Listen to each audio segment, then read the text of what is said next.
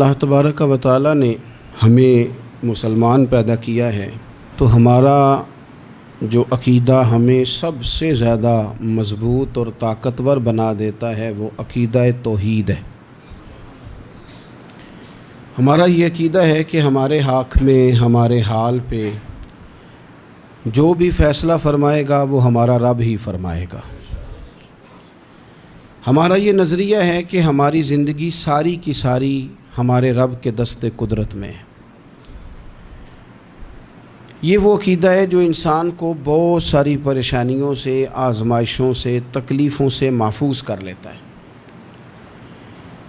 انسان طاقتور ہو جاتا ہے جب وہ سمجھتا ہے کہ سارا کچھ میرے رب کے دست قدرت میں ہے۔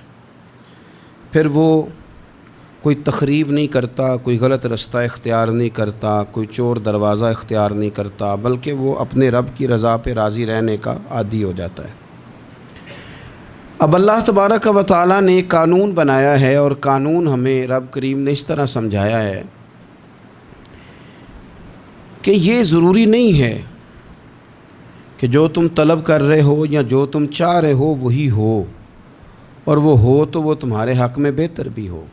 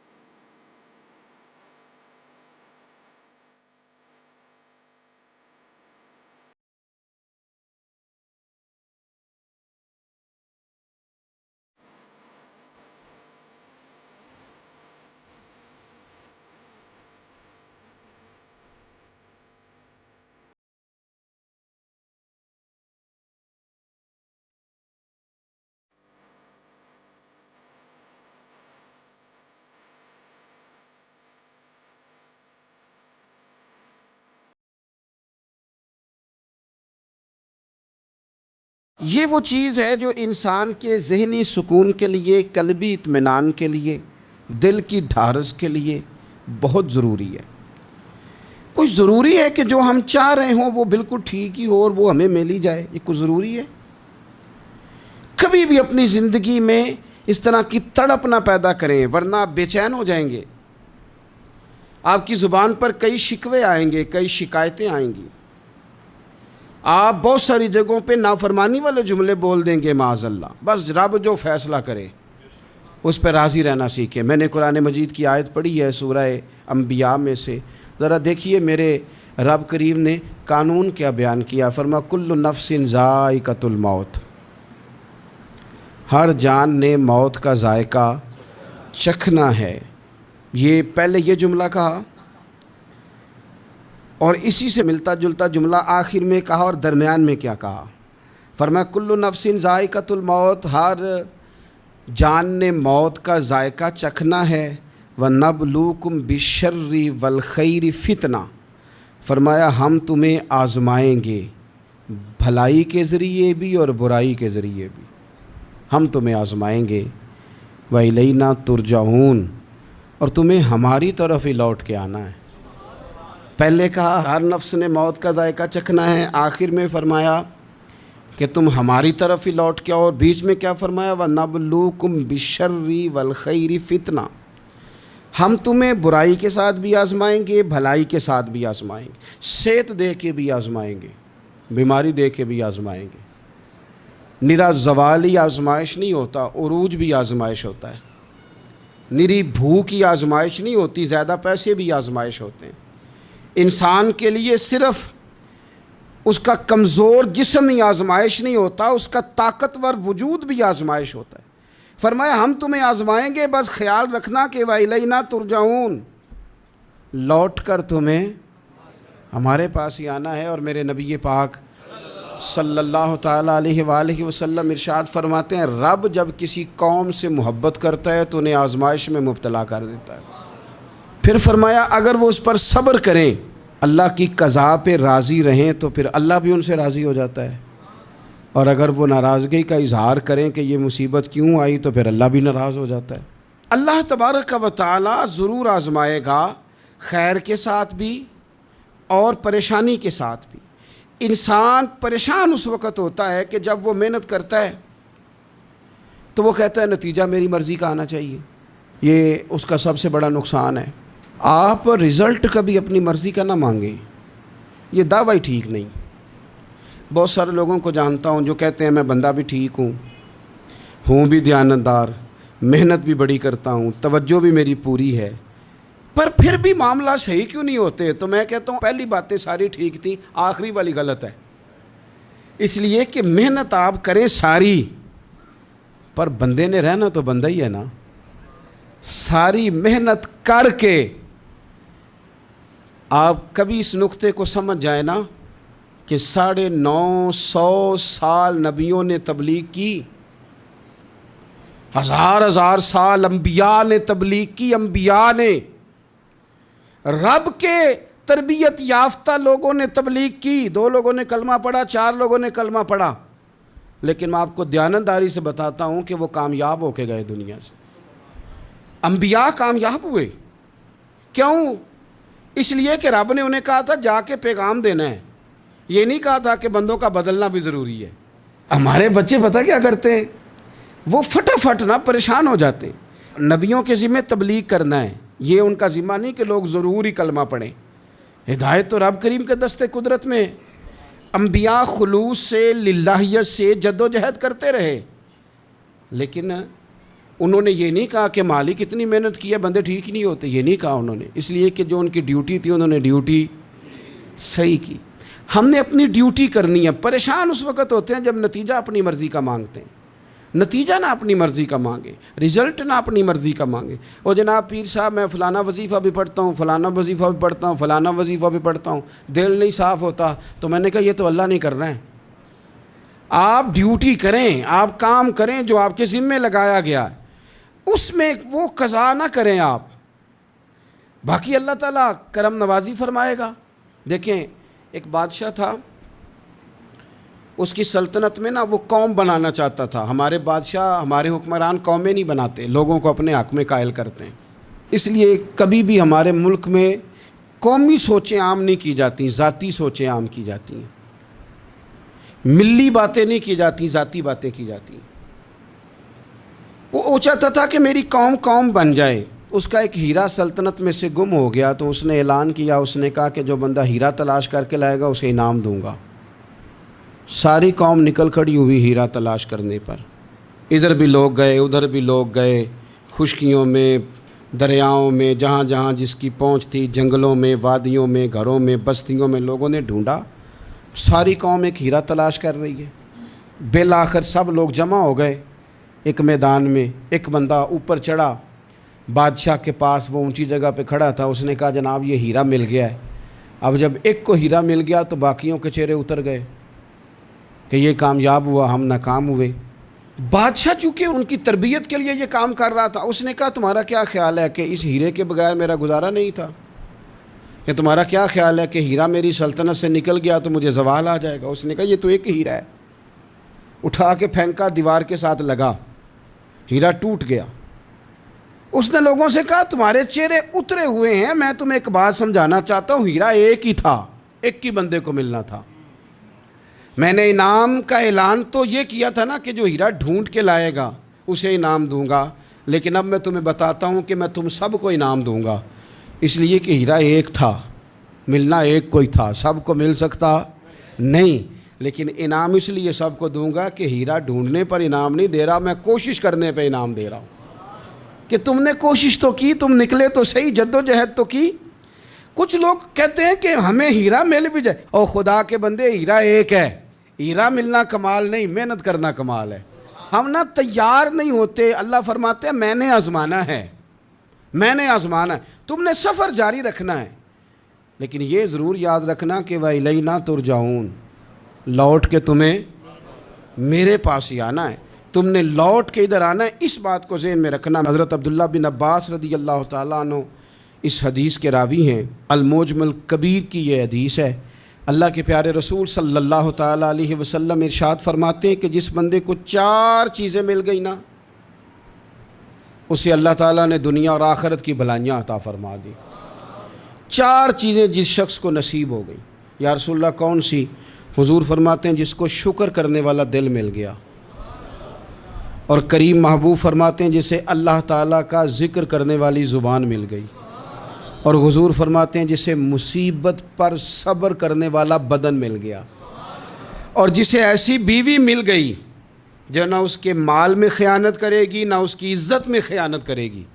جسے یہ 4 چیزیں مل گئیں وہ خوش نصیب ہے، دنیا بھی بن گئی آخرت بھی بن گئی۔ کامیابی صبر آ جانے کا نام ہے، کامیابی شکر حاصل ہو جانے کا نام ہے، کامیابی میرے عزیز یاد رکھ لیں کہ انسان اللہ کے ذکر میں لگ جائے تو اس کا نام ہے کامیابی۔ ہم نے کس کو سمجھ لیا؟ اپنی زندگی میں ایک تو محنت کریں، نتیجہ اللہ پہ جو۔ دوسری بات، امیدیں ذرا چھوٹی وابستہ کریں، لمبی نہ بنائیں۔ ایک ہے منصوبہ سازی کرنا مستقبل کی، وہ غلط نہیں۔ میرے نبی پاک علیہ السلام کا فرمان کاش کبھی ہم سمجھ جائیں۔ حضور نے ایک دن صحابہ سے فرمایا تھا حیا کرو، کہا صحابہ سے، سمجھایا ہمیں، فرمایا حیا کرو۔ یا رسول اللہ کس بات سے؟ فرمایا وہ والا مال کماتے ہو جو کھا ہی نہیں سکتے، اور وہ والے مکانات بناتے ہو جن میں تم رہ ہی نہیں سکتے، اور ان چیزوں کا سوال کرتے ہو جن کی تمہیں ضرورت ہی نہیں۔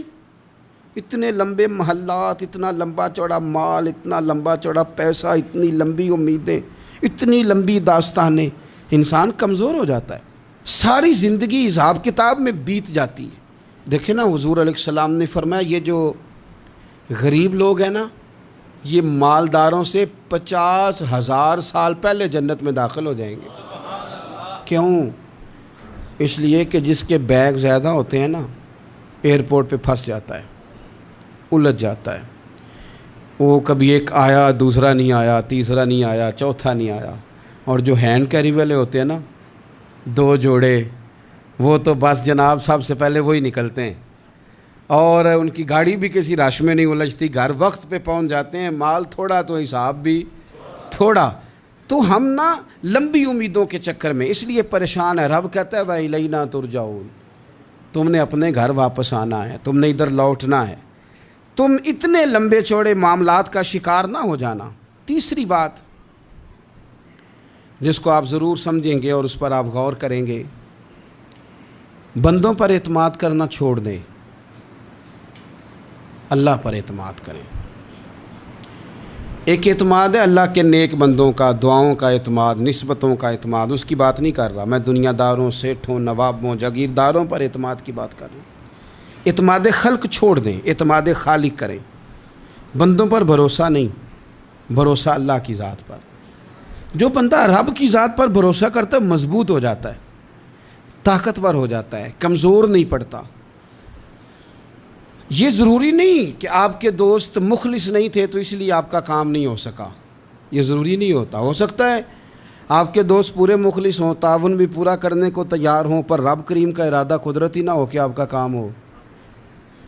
کیا کر لیں گے آپ کے احباب، آپ کے دوست کیا کر لیں گے؟ اللہ کا ارادہ قدرتی نہیں۔ شاید اسی لیے کسی درویش نے کہا تھا کہ خوش نصیب وہ ہے جو اپنے نصیب پہ راضی ہے، وہ شاید زیادہ نصیب والا ہے جو اپنے نصیب پہ خوش ہو گیا۔ عزیز دوست، چیزوں کو سمجھ لیں اور اچھی طرح سے آپ سمجھ لیں کہ ہو سکتا ہے کہ آپ کے دوست آپ کو پورا کندھا دینا چاہ رہے تھے، وہ تیار تھے، پر اس وقت آپ کا نصیب ہی کچھ اور تھا۔ آپ ان خزانوں پر زیادہ توجہ کریں جو خزانے رب کے پاس ہیں۔ ہمیں اپنے تعلقات پر بڑا بھروسہ ہوتا ہے، ہمیں بڑا پتہ ہوتا ہے اتنے لوگوں سے میرا جرانہ ہے، فلانے سے میرے دوستی ہے۔ اور بھئی یہ سارے کام تب ہوں گے جب رب چاہے گا۔ بہترین ڈاکٹر کے پاس جا کے دوا کھا لے میرے عزیز، شفا تبھی ہوگی جب میرا اللہ چاہے گا۔ سارے ٹیسٹ کر لیے ہیں ڈاکٹر نے مریض کے، ساری رپورٹیں آ گئی ہیں، ہر چیز ٹھیک ہے، لیکن نہ وہ کھا پاتا ہے، نہ وہ سو پاتا ہے، نہ وہ چل پاتا ہے، نہ وہ ہنس پاتا ہے۔ اس نے پوری دنیا جہاں تک اس کی دوڑ تھی اس نے لگا لی، لیکن لازمی نتیجہ یہ نکلتا ہے کہ اسے کہنا پڑتا ہے کہ ہوگا وہی جو میرا رب چاہے گا۔ اس لیے جو خزانے میری جیب میں آپ کی جیب میں ہیں، جو تعلقات ہمارے ہیں، ان تعلقات پر بھروسہ نہ کرو، بلکہ وہ خزانے جو اللہ کے پاس ہیں ان پر بھروسہ کریں، آپ مضبوط ہو جائیں گے۔ داتا گنج بخش علی اجویری قربان جائیں، گنج بخشے فیض عالم مظہر نور نا کی سارا پیر کامل اور کامل آرا رہنما۔ اس ملک کے وطن عزیز کا جو لوگ حسن ہے نا، ان میں بڑے بڑے تارے ہیں، پر اس وطن کا جو چاند ہے وہ داتا گنج بخش علی اجویری ہے۔ داتا صاحب چاند ہے میرے وطن کا۔ اس وطن میں جو چمکے گا وہ داتا علی اجویری سے فیض لے کے چمکے گا۔ یہ کمال ہے۔ وہ کہتے ہیں کہ علاقے میں قحط پڑ گیا تھا، گندم کا ایک دانہ لوگوں کو میسر نہیں تھا، بارش نہیں ہوئی، سالوں بیت گئے، لوگ بڑے پریشان تھے، بڑی آزمائش میں تھے، ہر بندہ تکلیف میں تھا۔ بازار میں لوگ آتے تھے تو سہمے سہمے سے، ڈرے ڈرے سے، پریشان سے۔ قحط ہے، آزمائش ہے، مجبوری ہے، جانور بھوکوں مر رہے ہیں۔ اللہ تبارک و تعالیٰ کی طرف سے لوگوں پر ایک آزمائش ہے، لوگ صبر کر رہے ہیں۔ کہتے ایک غلام بازار آیا تھالا لے کے کچھ خریدنے، آیا بھی تو اٹکیلیاں کرتا، اور چیزیں خریدی تو ہنستے ہوئے، اور جانے لگا تو مسکراتے ہوئے۔ پریشانیوں میں، دکھوں میں کو بندہ اگر اس طرح ہنسے تو بعضوں کا طبیعت چڑھ جاتی ہے کہ یار ہم پریشان ہیں، تجھے کس بات کی خوشیاں چڑھی ہوئی ہیں۔ کہتے ہیں لوگوں نے بازو تھام کے غصے سے کہا تو اتنا خوش کیوں ہے جب سارا شہر پریشان ہے، سارا ملک آزمائش میں ہے، تو اتنا کیوں ہنس رہا ہے؟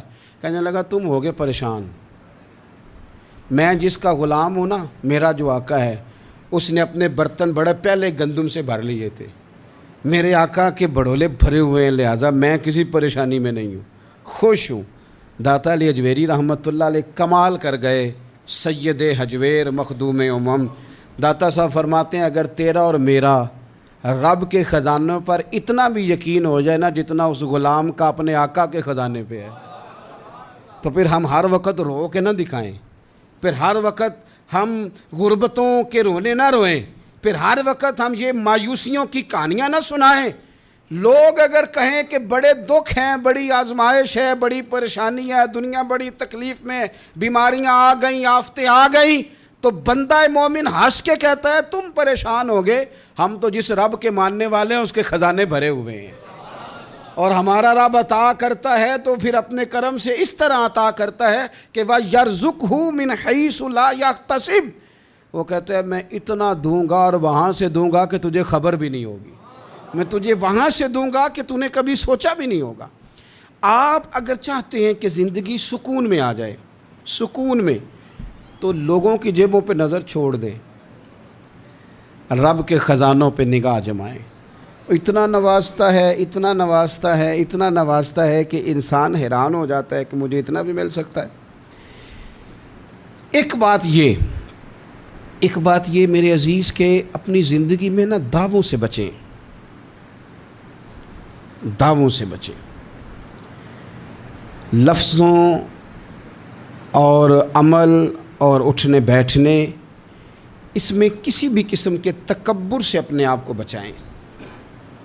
بندہ ہی اچھا لگتا ہے، وہ اگر دعووں پہ اتر آتا ہے نا، کہانیوں پہ اتر آتا ہے اور داستان سرائی پہ اتر آتا ہے اور وہ لوگوں کو آئینے دکھانے شروع کر دیتا ہے اور اسے تقوی کا ہیضہ ہو جاتا ہے، نیکی کا بخار چڑھ جاتا ہے، تو پھر بھی وہ پریشان ہو جاتا ہے۔ اس لیے کہ جب انسان پرہیزگاری کی اینک لگا لے تو اسے باقی سارے لوگ گناہگار نظر آتے ہیں۔ آپ اگر سکھی رہنا چاہتے ہیں نا تو عاجزی اختیار کریں۔ کیوں کہ جب آپ عاجزی اختیار کریں گے تو آپ کو اللہ کی مخلوق اچھی لگنے لگ جائے گی، کیوں کہ آپ اپنے سے بھی کسی کو بہتر سمجھتے ہیں۔ جب تک آپ میں تکبر ہے، میں نے دیکھا ہے کہ لوگ تکبر کا شکار ہو جاتے ہیں، کسی کو جھوٹا، کسی کو بددیانت، کسی کو فراڈیا، کسی کو دھوکے باز، کسی کو ڈاکو، کسی کو چور، کسی کو غدار، کسی کو فلانا، کسی کو فلانا۔ اصل بات کیا ہے؟ اصل بات یہ ہے کہ اس شخص کے دماغ کے اندر تکبر کا سودا سما گیا، یہ کسی چکر میں پڑ گیا ہے، اس کو ہیضہ ہو گیا ہے پرہیزگاری کا۔ یہ سمجھنے لگے کہ جو میں سوچتا ہوں وہ صرف وہی ٹھیک ہے۔ تیرا یہ دعویٰ ہے کہ ساری مخلوق ٹھیک نہیں، اور میرا رب فرماتا ہے لَقَدْ خَلَقْنَا الْإِنسَانَ فِي أَحْسَنِ تَقْوِيمٍ، میں نے مخلوق بنائی بڑی سونی ہے۔ ہم نا جب یہاں آ جاتے ہیں نا، یہاں ایک شخص تھا جس کا نام تھا بلعم بن باورہ، یہ بڑا مستجاب الدعوات تھا، جو دعا مانگتا تھا اللہ قبول فرما لیتا، پرہیزگار تھا۔ اسم اعظم اللہ نے اسے عطا کر دیا۔ حضرت موسیٰ علیہ السلام کے دور میں حضرت موسیٰ علیہ السلام نے جب اپنی قوم کو لے کے جبارین کے خلاف جہاد شروع کیا، نکلے تو اس طرف آنا تھا جس طرف یہ رہتا تھا۔ لوگ سارے اکٹھے ہو کے اس کے پاس آئے، آ کے کہنے لگے حضرت موسیٰ علیہ السلام آ رہے ہیں اپنی قوم کو لے کے حملہ کرنے کے لیے، تو دعا کر دے، معاذ اللہ نبی کے خلاف دعا کر دے، تو بد دعا کر دے تاکہ وہ آ نہ سکیں، تیری دعائیں قبول ہوتی ہیں۔ پہلے تو کہنے لگا کہ کتنے بدبخت ہو، مجھے نبی کے خلاف بات کرنے اور دعا کرنے کا کہہ رہے ہو، معاذ اللہ، بدبخت ہو، دوڑ جاؤ۔ لیکن اللہ سے یہ توفیق مانگے کہ وہ انسان کا شعور سلامت رکھے، شعور سلامت۔ حضرت سلطان باؤ رحمۃ اللہ علیہ نے اپنے دور میں کہا تھا کہ ایمان سلامت ہر کوئی مانگدا ہے، عشق سلامت کوئی، وہ تو انہوں نے کہا تھا نا۔ اور آج کیا حال ہے کہ مال سلامت ہر کوئی مانگتا ہے، تو ایمان سلامت کوئی۔ اب کہاں ایمان سے، اب تو مال سلامت مانگتے ہیں الا ماشاء اللہ۔ تو انہوں نے کہا تھا کہ ہمارے دور میں سارے ایمان کی سلامتی مانگتے ہیں اور میں عشق کی مانگتا ہوں۔ اور میں لوگوں کو کیا کہوں، میں تو یہی کہہ سکتا ہوں حضرت سلطان صاحب سے معافی لے کے کہ حضور ہن تے مال سلامت ہر کوئی منگدا ہے، تے ایمان سلامت کوئی۔ اب تو یہ حال ہو گیا۔ وہ بلعم بن باورہ غلط فہمی ہو گئی، پہلے تو لوگوں کو اس نے ڈانٹ دیا، لیکن جب لوگ دوبارہ آئے نا تو تحفے طائف لے کے آئے، لالچ میں آ گیا، پاگل ہو گیا، بیوقوف ہو گیا۔ ہرس ہوس یہ کہیں کا نہیں چھوڑتا انسان کو۔ لوگ نیک لوگوں سے بھی دینداری کا رشتہ نہیں بناتے، دنیا داری کا بنا لیتے۔ وہاں سے بھی مال ڈھونڈتے ہیں جہاں آ کے انہیں دنیا بھول جانی چاہیے تھی۔ مال آیا، دولت لے کے آئے لوگ، انہوں نے تحفے طائف دیے، وہ کہنے لگا ٹھیک ہے، پہلے ڈانٹ رہا تھا کہ نبی کے خلاف میں بد دعا کروں اور اب تیار ہو گیا، معاذ اللہ۔ گدھے پہ بیٹھ کے یا گدی پہ بیٹھ کے جا رہا ہے کہ پہاڑ پہ چڑھ کے حضرت موسیٰ علیہ السلام اور ان کی قوم کے خلاف معاذ اللہ بد دعا کرتا ہوں، تو رستے میں جاتے ہوئے نا گدی نے منہ پھیر کے کہا کہ باز آ جا۔ گدی کہنے لگی تو مجھے آگے بھیجتا ہے، فرشتے مجھے پیچھے بھیج، باز آ جا۔ بڑے لوگ کانوں میں اذانیں پڑھتے ہیں کہ سیانے ہو جا، سیانہ ہو جا، لیکن جب کسی پر بدبختی غالب آتی ہے تو پھر وہ سمجھدار ہونے کو تیار نہیں ہوتا۔ اللہ تعالیٰ اپنی خفیہ تدبیر سے ہمیں محفوظ فرمائے۔ اللہ تعالیٰ ہمارے حق میں جب بھی فیصلہ کرے تو رحمت والا کرے، کرم والا کرے، آسانی والا کرے۔ چڑھ گیا پہاڑ پہ، اور پہاڑ پہ چڑھ کے جب اس نے ہاتھ اٹھائے، وہ لوگ جو بد دعا کرانے والے تھے وہ ساتھ ہی تھے، تو اپنے منہ سے لفظ نکالتا ہے حضرت موسیٰ کے خلاف معاذ اللہ، لیکن وہ لفظ اپنی قوم کے خلاف نکلتے ہیں۔